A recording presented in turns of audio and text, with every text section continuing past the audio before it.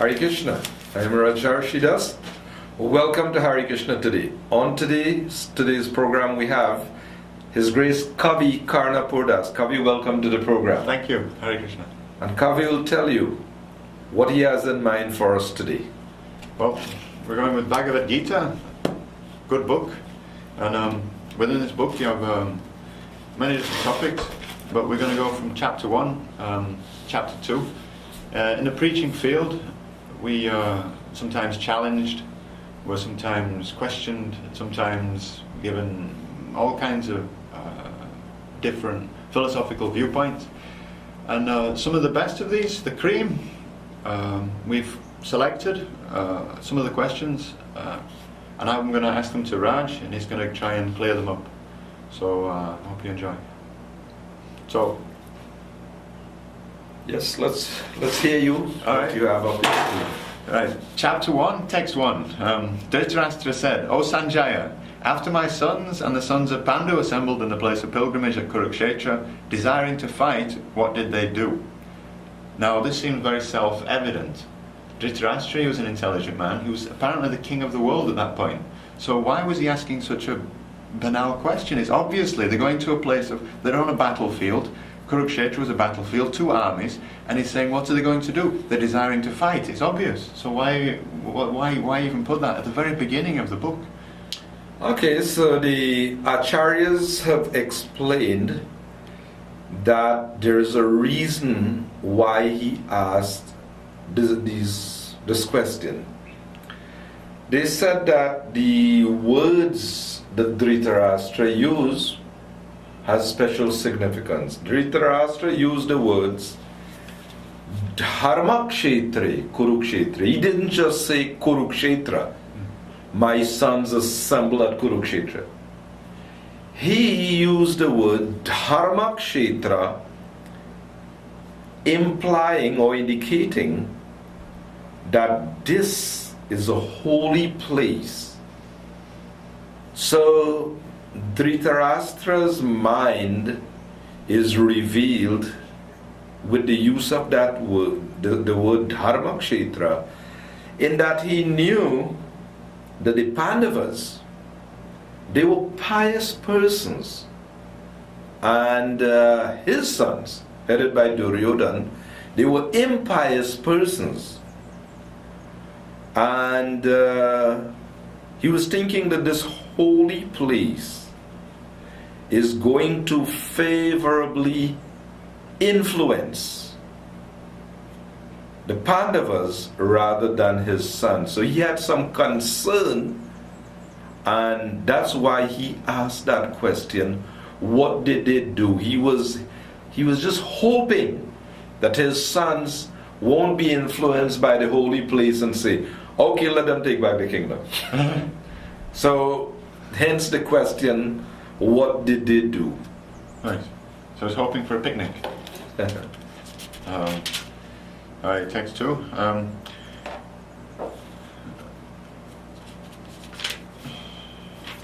Right. Okay, Arjuna, after seeing all the armies assembled there, a place of pilgrimage, he actually he gets very disturbed. And the text is, my whole body is trembling, my hair is standing on end, my bow Gandhara is slipping from my hand, and my skin is burning. Now, later on in Gita, in 18th chapter, the qualities of a Kshatriya, they're explained. Heroism, power, determination, courage in battle. Now, from my understanding, I always thought Arjuna was the best Kshatriya, he was the best warrior. So, what's he doing? Yeah, we have to understand the whole purpose of the Bhagavad Gita. Arjuna is actually representing all souls in this world deluded by Maya.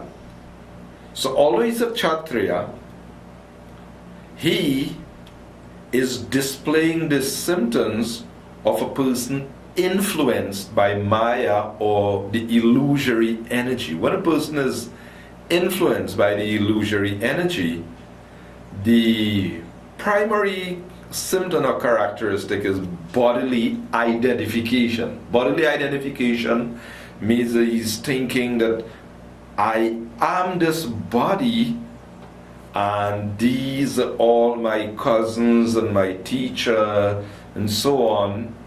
So the result of bodily attachment, when a person has this bodily attachment, naturally he is affected by it, and these are the symptoms of a person who is affected by bodily attachment. As a matter of fact, we know that when someone dies, then people go through all these intense symptoms. So even though he was a Kshatriya, but he's playing the role of ordinary soul of this world. So he's displaying the symptoms of a person in ignorance, or a person being in Maya or illusion, so that Krishna would enlighten him. But actually, Arjuna is an eternal associate of the Lord. He is a Nitya Siddha. But it's that the mother teaches the daughter-in-law by teaching the daughter. So Krishna is trying to teach the whole world, people who are not surrendered to him. He's using his surrendered devotee Arjuna to play the deluded person, and he's instructing Arjuna so that others would get the message. So that's the idea. Okay. But after this, Arjuna, he opens his heart to Krishna, and he lets out all his sorrow. He's very disturbed. His tears are coming from his eyes, and he's praying to Krishna for help. And what Krishna is doing? O descend to Bharat. At that time, Krishna was smiling in the midst of the armies. Why was Krishna smiling? His friend is in trouble. He's suffering. His cousin. This is family to him. But it's just Krishna smiling as though he's having a nice time. Well, Krishna wanted to know, Arjuna, you're really serious? You want to surrender? A whole chapter you had been arguing with me and saying you've heard from disciplic succession, and you know this and you know that. So Krishna, when Arjuna said, now I am a soul surrendered unto you, please instruct me, Krishna is wondering, are you serious? Now you really want to surrender? And then Krishna became grave, and Krishna said, Ashochyanan vashochastvang pragya vadanscha bhasasi. You were speaking like a learned man. Pragya vad mean you were speaking learned words. But nanu shochanti panditaha, a person who is a pandit, which means a learned person, he doesn't lament. He laments neither for the living nor for the dead. So Krishna, he expresses surprise. Now the reason he chastised Arjuna is because in this world there are many people who think themselves to be very learned just because they may have a BSc, BA, PhD, and they think themselves very learned. But Krishna's point is that if you don't have this understanding of the first lesson, what is the difference between matter and spirit? If you don't know what is matter and what is spirit, then you are not actually learned. A learned person, he knows what is Gyan and what is Vigyan. Gyan means you know what is matter and what is spirit, and Vigyan means you know the origin of both. That is actually a learned person. But Arjuna, he is speaking learned words. I mean, these are good things that he's saying. He said, I don't want the kingdom, I will not be able to dispel the grief. Even if I win a prosperous and rivaled kingdom on earth with sovereignty like the demigods in heaven, he doesn't want an opulent life, and he's saying that I don't want to fight, O Govinda, I shall not fight. So these are good things. I don't know what's wrong with that, why Krishna has to chastise him. Yeah, well, Krishna's point is, yeah, Arjun, nice, all these things are good, but why are you crying? Arjuna confessed, he said, I am confused about my duty. I have lost all composure because of karpanya, miserly weakness. So Arjuna has finally acknowledged that all the nice things he was saying, but it didn't relieve him from his problem. So now Arjuna's turning to Krishna, he's saying, Yashreyasyan. There are two goals in life. Prayas means the immediate necessities, and Shreya means the ultimate. So Arjuna, he is not just interested in, well, fight, not to fight, this, that. He said, yes, Shreyasyan, I want to know the ultimate good. Tell me what is the ultimate truth, So Bhagavad Gita is not just, some stopgap adjustment or, just trying to solve some momentary and temporary problem. Bhagavad Gita is meant to teach the ultimate truth, or teach Arjuna his constitutional position. Not just a matter, a fight, not a fight. But the Bhagavad Gita is meant to bring about the ultimate enlightenment. Who you are, where you came from, who you belong to, why you're in this situation, what you have to do to get to the ultimate. So Bhagavad Gita is meant for that ultimate truth. So it is interesting to note that the same Arjuna whose mouth was drying up, whose skin was burning, whose limbs were quivering, and whose Gandiva was falling from his hand, that very same Arjuna, after he submitted and surrendered, he said, my illusion is now gone. So Arjuna is teaching by example that all the learned you may be, you have to submit. You have to submit to the Lord in order to actually be enlightened. All right. Takes me to the next question. That same text that he spoke from Asochan Tvam, Asochas Tvam. Supreme Personality of Godhead said, while speaking learned words, you are mourning for what is not worthy of grief. Those who are wise lament neither for the living or the dead. So you don't lament. Because you don't lament for the living or the dead. So you don't lament for anything? I mean, does Krishna is trying to convey the point to Arjuna, that Arjuna, a learned person, is one who actually knows the truth. The truth is that this body that you're experiencing is not yourself. So after he chastised him, he didn't start speaking earlier on. It is now when Arjuna submitted and surrendered, Krishna just made the point, look, you don't happen to be a very learned fellow, because the symptoms you're showing is that of a person in ignorance. One who is actually learned knows that, look, whether I fight or not, my cousins and my teacher and all these persons are going to die anyway.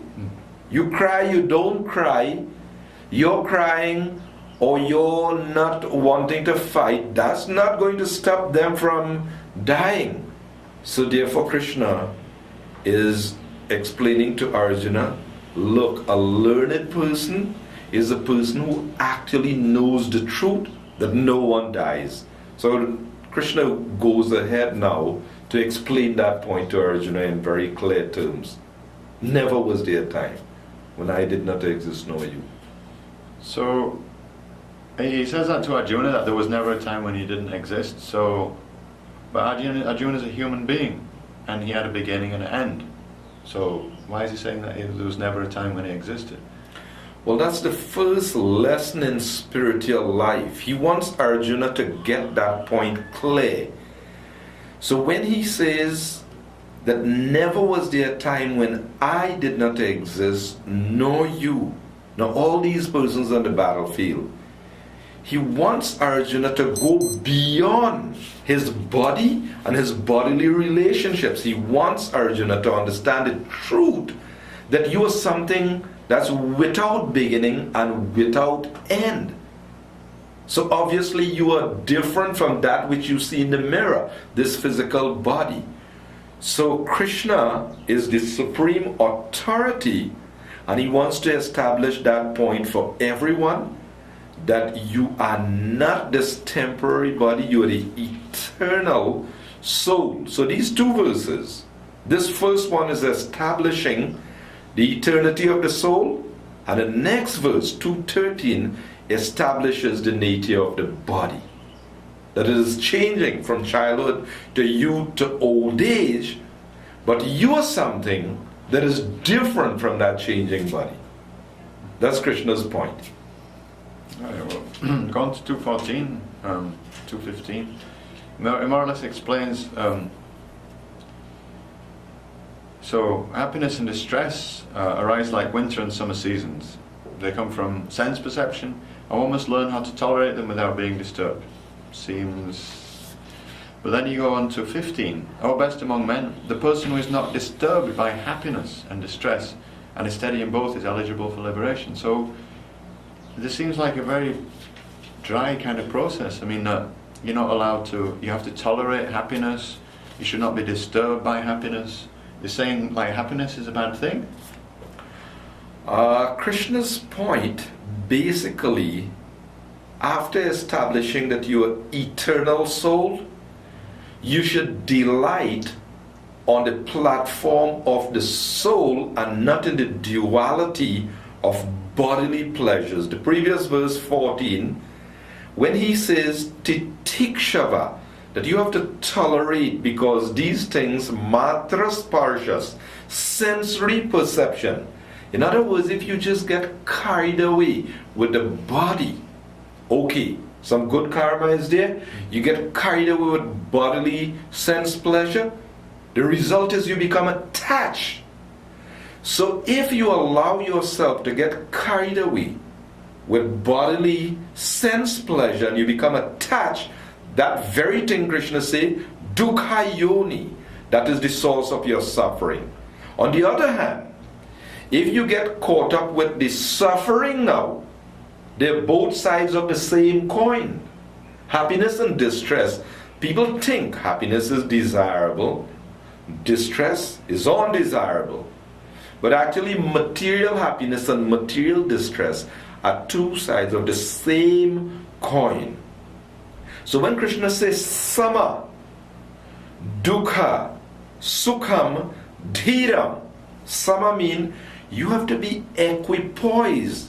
Don't trip off on that happiness, because when you get carried away with material happiness, you forget your identity as an eternal soul, and you forget your position, your sanatan dharma, or your relationship with the reservoir of all pleasure. Why? Because you're delighting in bodily pleasures. The eternal soul, as I said, God is known in spirit and truth. Only when you realize that you are the spirit soul, then you will be able to realize God, who is the supreme spirit, and link and delight in spiritual pleasure. But as long as you think you are the body, obviously you will be wasting your time only in bodily pleasures, which will be the source of your suffering, because you'll become attached to it and your body will grow old and die, and there will be no actual satiation. Just like we would give the example of not knowing the self.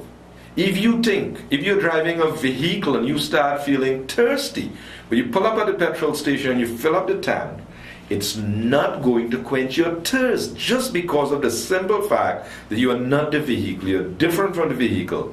So Krishna wants Arjuna to understand, if you're a soul, you should act on the platform of the soul. Know what the soul needs, what makes the soul happy, and tolerate whatever bodily inconvenience there may be. And that inconvenience means also part is the so-called convenience of the happiness, because you get carried away with it and you forget your real identity. That's the idea. Right. 222. A person puts on new garments, giving up the old ones. The soul similarly accepts new material bodies, giving up the old and useless ones. So I don't know how far this analogy can stretch, because like if I change my clothes, I don't forget who I am. You know, but he's saying like with reincarnate, if I reincarnated, why don't I remember my past life? Okay. The idea is that Krishna wants you to understand that changing bodies is not a big deal, because the soul is eternal. So just as if you take off your clothing, and you put on new clothes, people don't cry, they don't lament, because they know very clearly you have just given up some old garments and you put on some new garments. They know that. So Krishna wants Arjuna to understand, look, the soul gives up an old body. The soul doesn't die, it just takes on a new body. So the analogy is really meant to reveal this point that bodies are just like garments. Now, one is just momentary, changing the garment, whereas the other takes a long time. And long time means what? You get more attached to it. You spend so much time in illusion in this body, and then, you get so attached, you think, I am the body. So, in reality, we are not that changing body. So that is Krishna's point there, that don't make it a big deal, Arjuna, changing bodies. We've had millions of bodies. It's not a big deal. You'll get another one. Yeah, but it seems unfair, because if I could remember my past life, I could remember all the mistakes that I made, and then in this life I could rectify them. So why don't I remember anything? That's Krishna's benediction on you. He says, from me come remembrance, knowledge, and forgetfulness.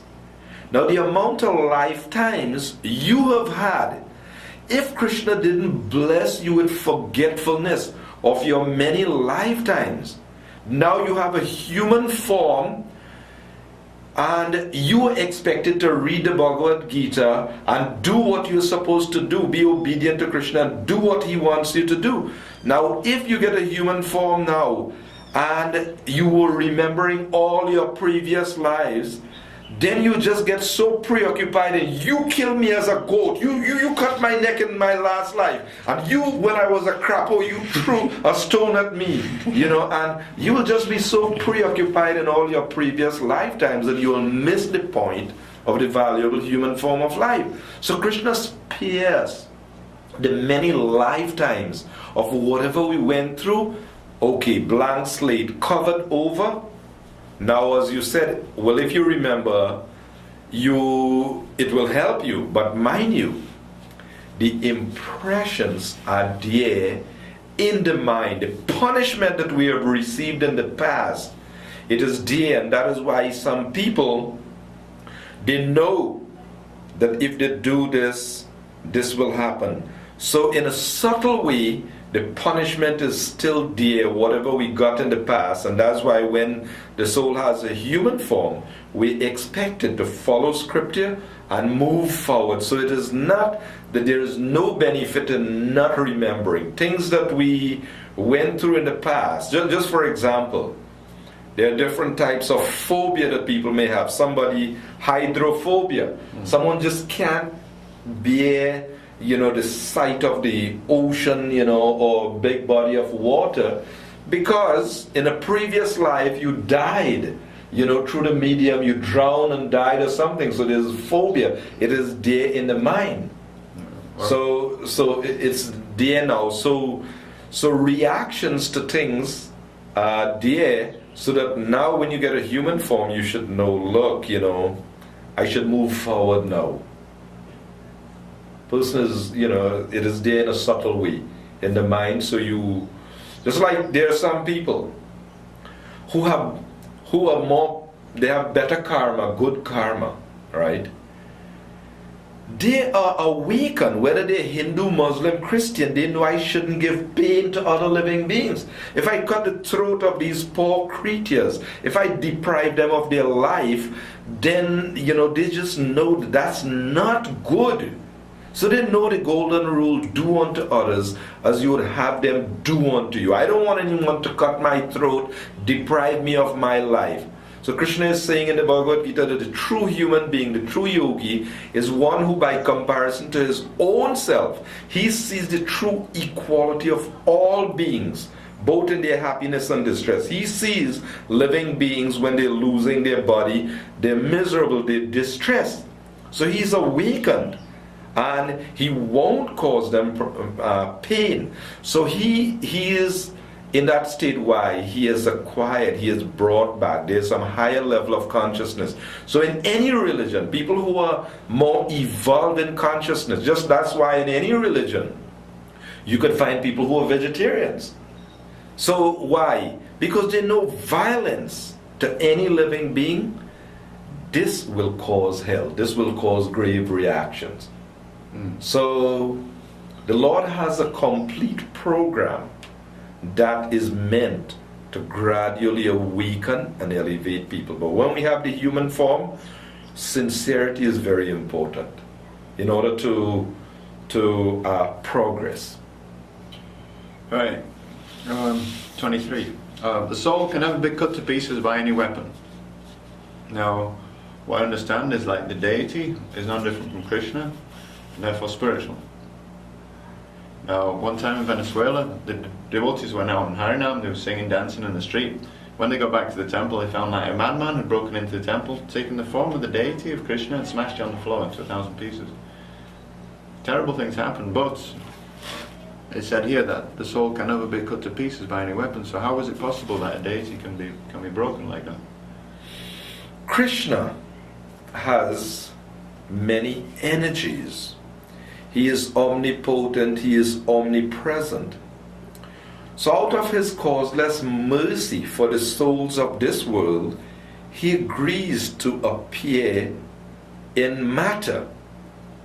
So when the approved deity is worshipped by the devotees, then Krishna, being omnipresent, he accepts that worship. So it doesn't mean that if the deity manifests from matter, that it will necessarily display different material characteristics. No, the Lord is spiritual. He is omniscient, he is omnipresent, and he is there, he is accepting our worship.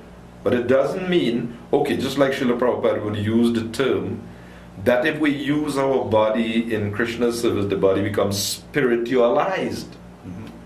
But that doesn't mean that spiritualized means it won't display the symptoms of transformation, right? But the fact is that we are becoming spiritualized, but it doesn't mean that the material characteristics of a body will change. So if something is, the deity, something happens to the deity, that doesn't mean that the Lord wasn't there or he's not present. No.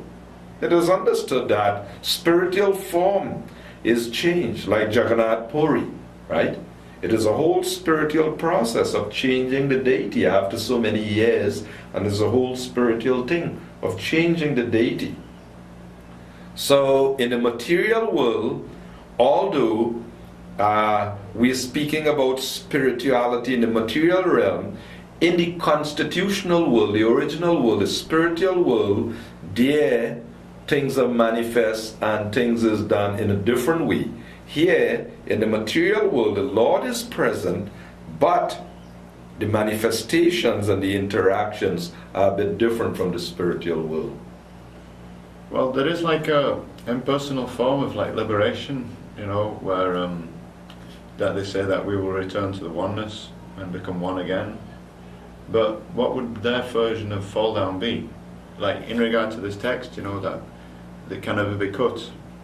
So in this impersonal form of fall down, how did one actually become separated from that oneness if the soul cannot be cut? I mean, that so-called oneness doesn't mean that you have lost your identity, or you lost your identity and you homogeneously just merged into something.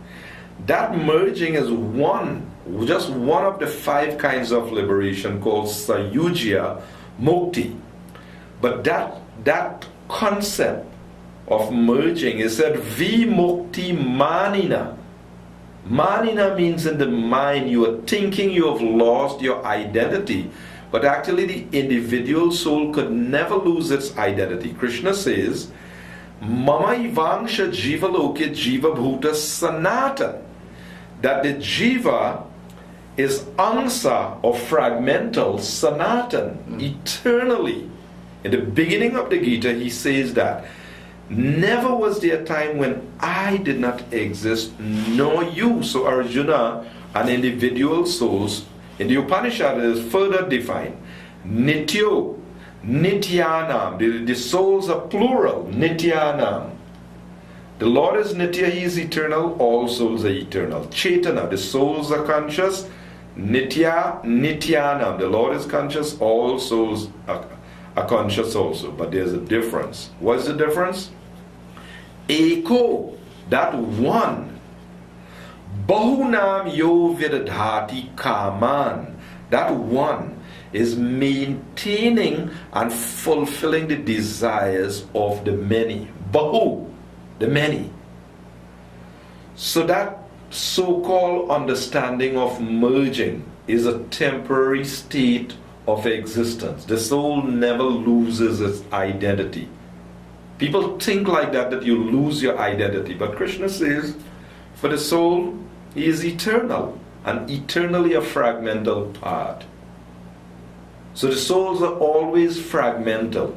They never at any time lose their identity and become one. Become one with what? That philosophy of oneness, it's a myth because the Lord has multifarious energies and the souls are one of the Lord's energy, marginal potency, this Jiva Shakti. So at no time does all become homogeneously one. The Lord has apara prakriti, which means unconscious matter. Right? That's one energy, unconscious matter. That always exists. Then parashakti. Then he has this superior energy, the jivas, the conscious souls. Right? But then at the same time, after describing para and apara prakriti, he says, Mataha parataram na anyat, there's no truth superior to me. Everything rests upon me as pearls are strung on a thread. So the energies are different from him. There is no truth superior to him. Whether it be matter, powerful material elements, or jivas, there's no truth superior to him. He said, he is the sustainer. Everything is resting on him as pearls are strung on a thread. He's a thread that sustains everything. Inferior, superior energy. He is distinct. He's the source of all these energies. So that's the idea.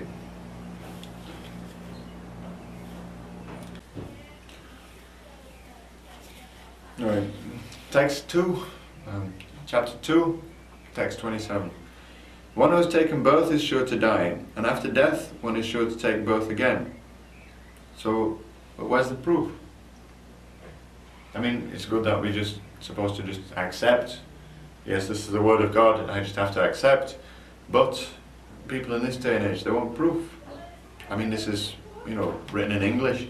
This is not for like simple people in India who just accept, but this is written in English. This is meant for the scientific minds of the West. So what proof do you have? I mean, it's nice, flowery, but what proof? Well, when we are speaking about proof, the Sanskrit word for proof is praman, okay? And it's important to establish the means of acquiring knowledge that is acceptable both in material field and in spiritual field. The means of acquiring knowledge: 1, hearing from authority, that's called Shabda Praman. 2, hypothesis, where you make some inference, some guess about something. And 3, Pratyaksha, sense perception, what you see, what you hear, what you feel, taste, and touch. Now, not everything, if you're a scientist, not everything on the material field, in the material field, you see. No, it's not like that. Just for example, you go to school, Mr. Scientist, you've been to school, and then you were hearing about Einstein, you're hearing about Newton, And you've submitted and you've accepted those things as authority. Now, how do you know Einstein existed? How do you know Newton existed? You accept that institution, that is authorized knowledge. It has been transmitted, it has been passed down, and therefore you put faith in that and you accept that. That same process is applied in spirituality. But in science there is an established norm. What Krishna is saying here is completely against that. We would accept if Krishna would be... No, in science, what is so scientific? Seeing is believing. Then your knowledge will be very, very limited. There must be that system of hearing from authority. Why? Because you look at the sun with your eyes and you think the sun is like that. But someone who has, more detailed information, then he'll tell you and you'll have to accept that. Because you are not an authority in that, but they'll give detailed information. You say, someone tells you that the Himalayas is this high and you say, no, I don't believe that. Why don't you believe it? Someone else knows and they give that information.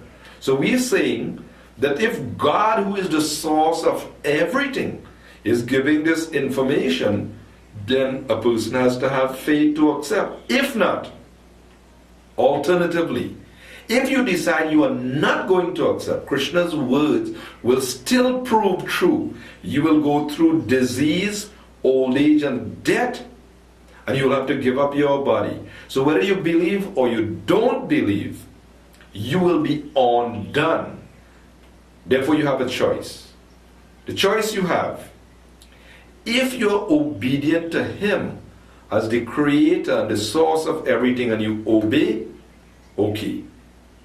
If He exists and what He's saying is true, your future is bright. He said, I promise you, you'll come back to me. However, if you disregard what He is saying, death will come, you will be undone, and you didn't use the valuable human life to do what He is saying, then you have no future. Well, what does it matter anyway? I mean, life, you just have to, do the best that you can. You might as well enjoy while you're here, because if reincarnation exists, then it doesn't matter, because I'm not going to remember my past life. So... Well, it would matter, because you'll be putting your foot in your mouth. If you don't follow the laws of nature, then you could end up in a dog and a cat body in your next life. That's not going to matter, because that's not who I am. I am this material body. I am this person now, and it's up to me what I want to do. And if the soul, or whatever you say, is born into another body, then that's not going to affect me. That might affect the soul, but that's not, that's something else, entirely different. The idea is that that's called ostrich philosophy, rabbit philosophy. We close our eyes and we play, we don't see, we don't know. But human beings are meant to be intelligent and perceptive. So we're supposed to ask ourselves, there's so many people who they're born blind, they're born deformed. Why is it that a person is born in this particular family? Why he is going through hell in this life? So if a person doesn't intelligently understand the laws of action and reaction, that as you sow, so shall you reap.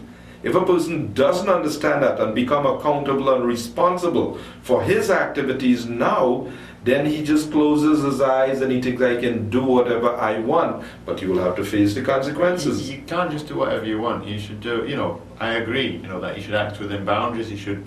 Yeah, but who sets the boundaries? That's the question now. The social norm. There's just a social norm, and I think that's about it. I mean, as long as you don't hurt anybody, and you just go about your life in a good way, then that's okay. Yeah, but what do you mean don't hurt anybody? The norm in today's society is cut the throat of the poor defenseless creatures and eat their flesh.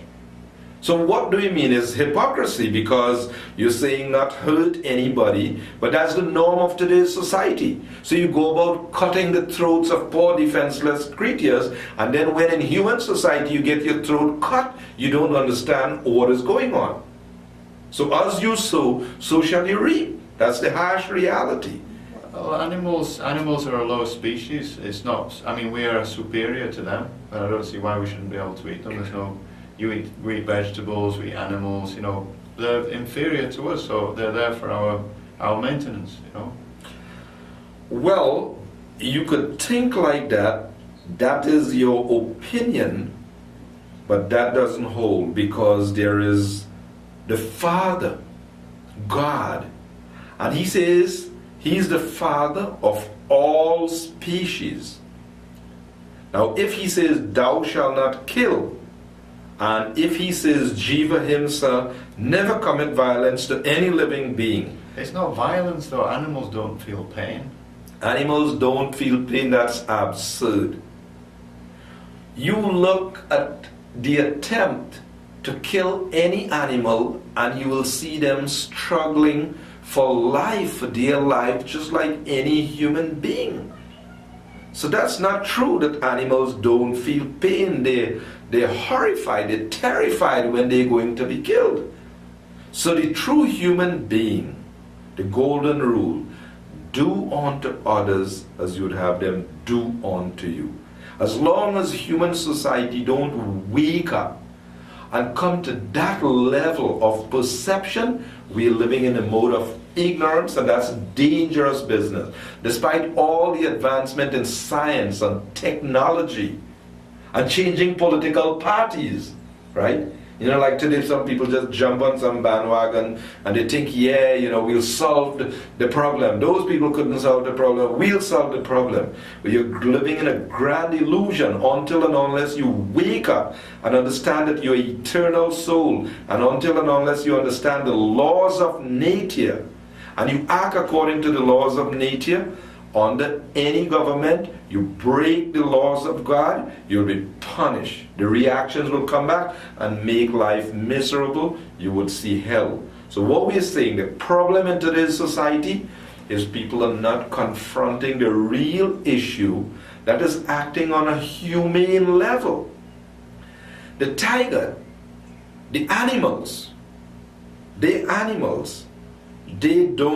not expected to have this higher level of perception. But when we have a human form with developed intellect, we expected to understand the higher reality.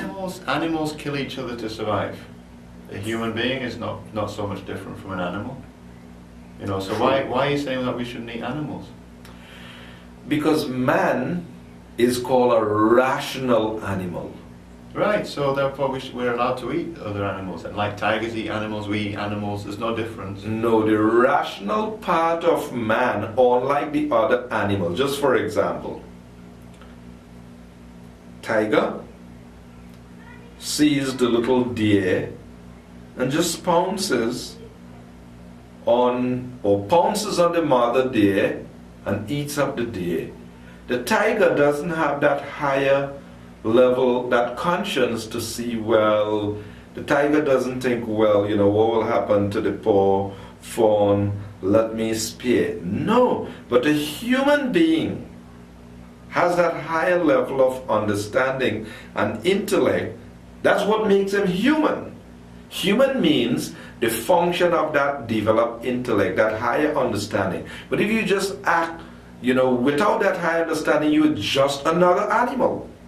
If you don't have that higher level of perception, then what's the difference between you and an animal? The tiger just pounces and eats, and the human being, if he just does that also, cutting throat of anyone, everyone, then he's animal.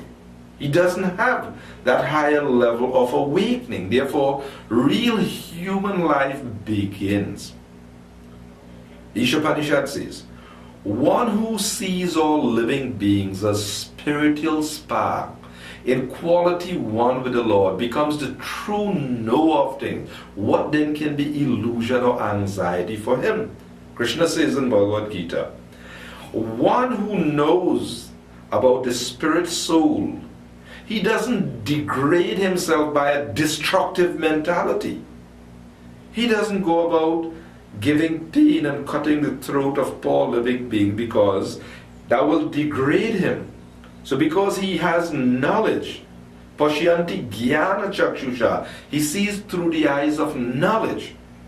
So that knowledge he sees through is that spirit souls, despite, regardless of whatever body they inhabit. Lower species, just like Prabhupada was talking to this Christian priest. So they were arguing about meat eating. So he was saying, the priest said, no, all killing is the same. So Prabhupada said, well, why don't you kill your child and eat your child? You don't do that. You want to kill. If you're saying all killing is the same, well, why don't you kill your child and eat your child? That's different. Yeah, it's a human. You couldn't do that. No, why can't you? Well, because the humans, they have maybe something like the spirit soul, but animals, they don't have a soul. What is the argument that the animals have no soul? How can you prove that animals have no soul? Well, how can you prove that human has a soul and animal doesn't have a soul? Well, the animals, they're much lower in consciousness. There's no higher level. Like you were talking about, humans, they have a higher level of consciousness. But the point is they display consciousness nevertheless. Human beings eat, the animals eat. Human beings sleep, the animals sleep. Human beings mate, the animal mate. So what is the difference?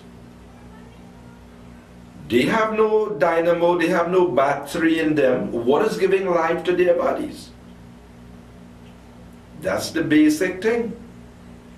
There's a dead body and a living body. A living body is because the soul is present. So when the soul is gone, we say, he's gone, body is dead. Well, it's the same thing with the animal also. There's a living body and a dead body. So what is making the body function? So we are saying, until and unless you accept the authority of God, God is saying, Pita aham asya jagatu, I am the Father. Sarva yonishu, I, all species of life, I am the Father. It's the same soul within the bodies of all species. That is knowledge. Pandit Samadarshina, he sees with equal vision that there is a spirit soul in the human being, in the elephant, in the cow, in the dog. He sees their spirit souls. Fine, there may be a different level of evolution. That's just like the child. The child's consciousness is not developed as yet. So suppose the son who is going to university says, Dad, that little useless one cries all night and disturbed, and furthermore he's not in UE. Let's just cut his throat and have him for meal tomorrow. The father will be horrified at such a thought. How can you think like that? Well, similarly, Krishna says, all living beings, aham bija pradapita, I am the seed-giving Father.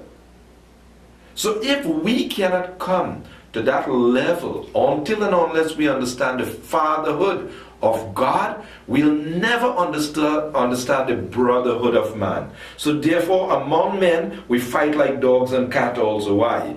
Because we just on the bodily platform, we are just seeing, well, your body is different from my body. My body, so that's dog and cat platform.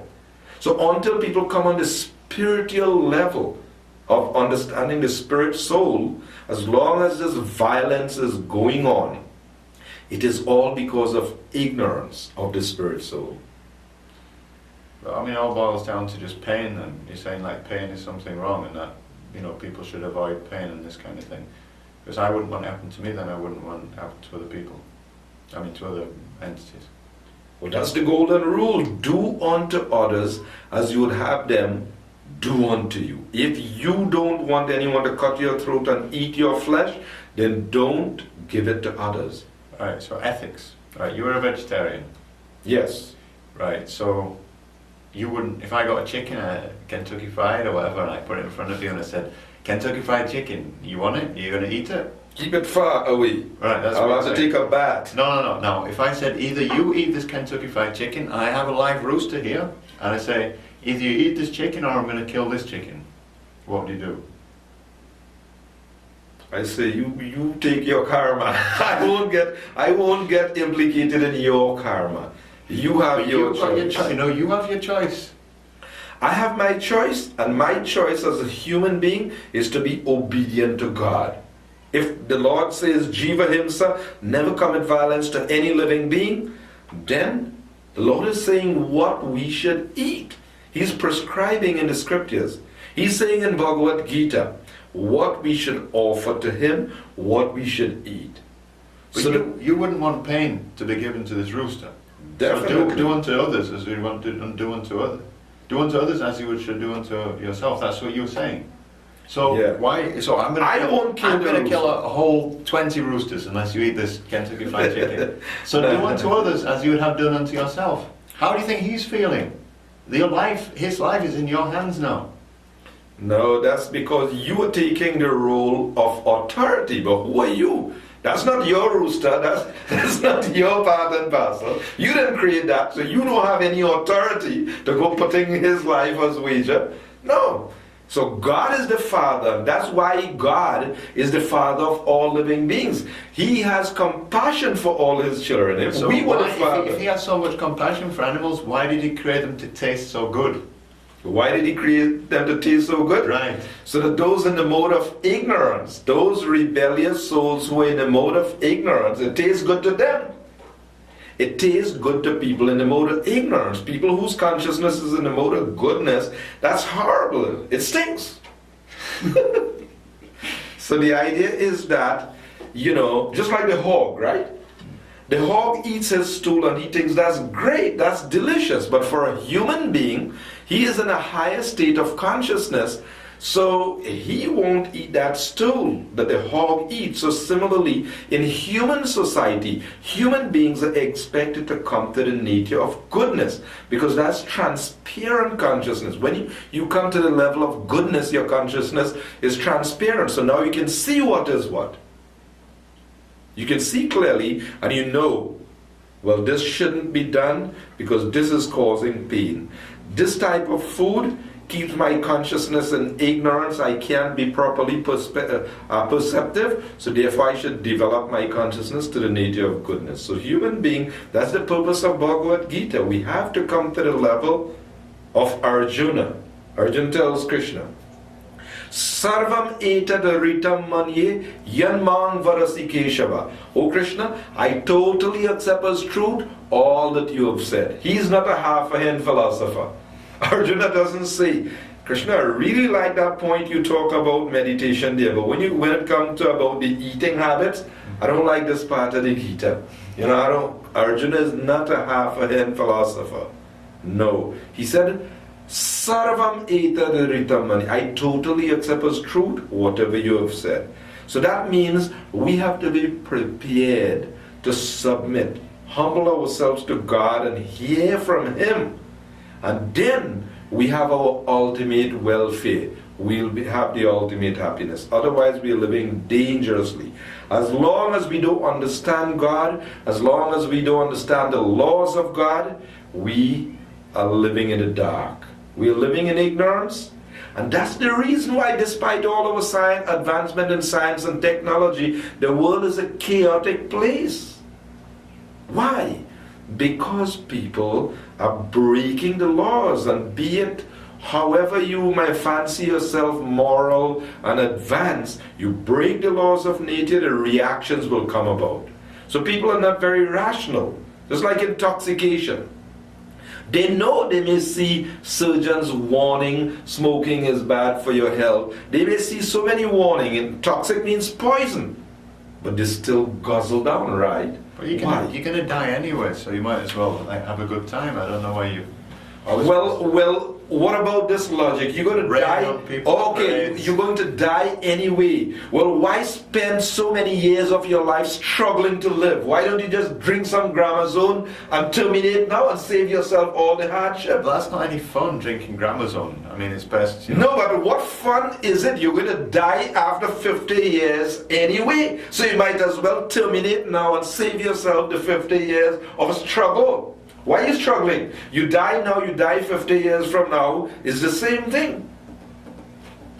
Why? So you might as well save yourself all the hard struggle. You die now, you die 50 years from now. What's the difference? I want my experience. I have 50 years of experience that, and I think I... Yeah, but it doesn't result in anything. It won't amount to anything because you die now, you are zero. You die 50 years from now, you are zero. So what will be the value of the 50 years experience? It won't amount to anything. I need to leave my mark in this world.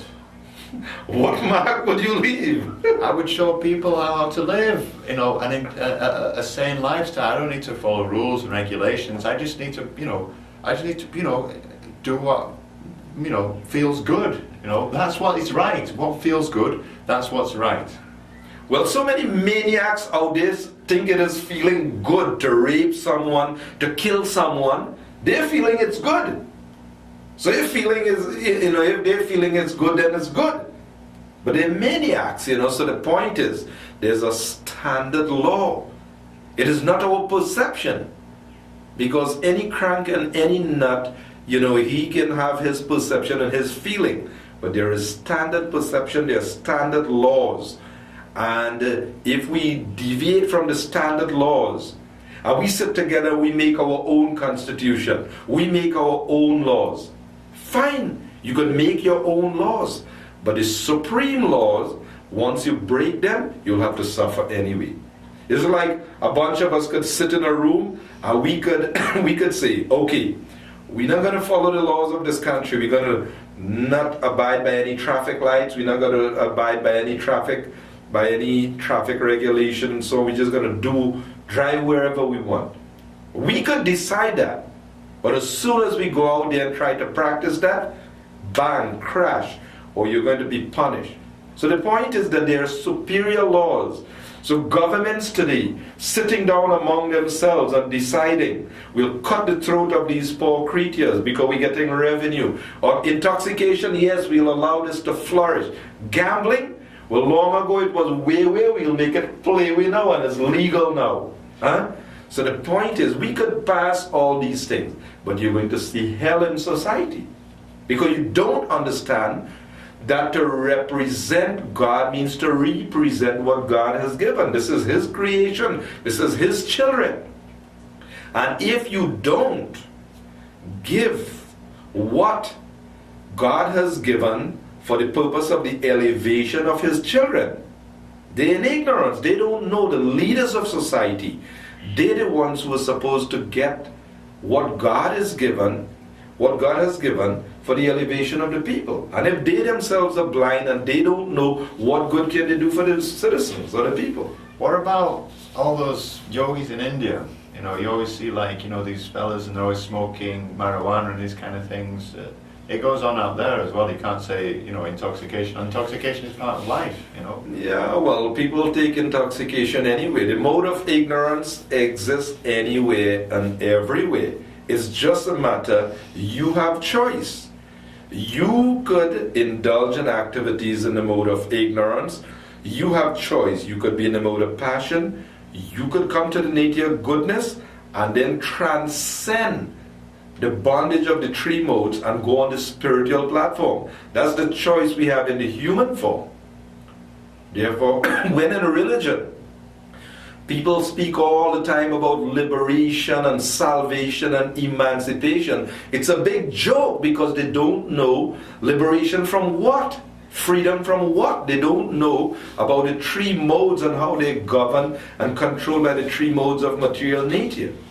I don't know why you have to get on this big high horse, because it's not that there's so much difference. Okay, but maybe a person takes drugs and he goes to a different reality. He puts his brain in a different reality and or illusion. Illusion, exactly. Not reality, illusion. Yeah, in an illusion where he sees colours and he hears voices and things like that. Now, a religionist, maybe he would repeat something over and over and over and over again, or he would fast for so many days and he would also see colours and hear voices and he would call that divinity. Now, I don't really see much difference. Well, you may not see much difference, but who knows what the scriptures God is giving, what we should do. So if you want to know what is to be done, there is what is called Guru, Sadhu, and Shastra. And until and unless you follow the saintly persons, the spiritual master, and the scriptures, if we don't follow this system, then we just act according to our own imagination. We think, we feel, we believe. If it feels good, do it. But the point is that we'll have to suffer the reaction. Krishna says in the Bhagavad Gita that sense gratification activities in the mode of passion, it appears like nectar in the beginning, but is like poison in the end. Whereas in the mode of goodness, the penance, the austerity of the sages may appear like poison in the beginning, but it is like nectar in the end. So the scriptures are saying when you have the human form, tapo divyam, tapasya means penance, because no pain, no gain. So you have to undergo pain for what? Shoot it. For purification of the consciousness. Why? When the consciousness is purified, then you can perceive on the spiritual platform. So then Brahma Sukha, spiritual happiness, to Ananta. Then you'll get spiritual happiness that is unending, that is eternal. That's the kind of happiness we get when we follow the process prescribed by God. But when we just imagine what we think is good, what we feel is good, and so on, then we break the laws and then we have to suffer the consequences. But you have to be realistic. All you have is this moment, what's happening right now. So enjoy. Why is it so difficult to understand? But there's a better proposal. Krishna is saying you are eternal, without beginning and without end. Whatever, but all you have is this moment right now, isn't it? That's all you're going to have. That's all you will have. The experience that you're having right now. So why not use that to its highest ability, the highest... The highest ability is to enjoy reality. You are eternal, enjoy that which is eternal. Anything else, it is incompatible. You get attached to matter and you have to come back and suffer in this world again. So it is no one moment. The soul is eternal and the soul will have to pay the price. Well, my reality is different to yours. I don't know why you're trying to infringe on my reality. No, but that's who I am. That's my experience is my experience, and I will enjoy like I choose to enjoy. And I have this moment, and I choose to enjoy. But that is just your illusory perception of what the thing is. Who is your authority on that? You are your own authority. Huh? Right. Why do I need authority? Why are you always coming down with authority, thinking that it's so necessary? Well, learn this shlok. Anyone who thinks they are their own guru should also know that they have a fool for a disciple. And that's himself.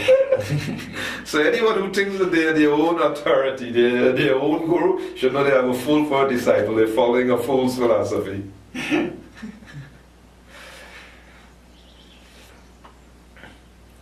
Okay, so I think we'll conclude here.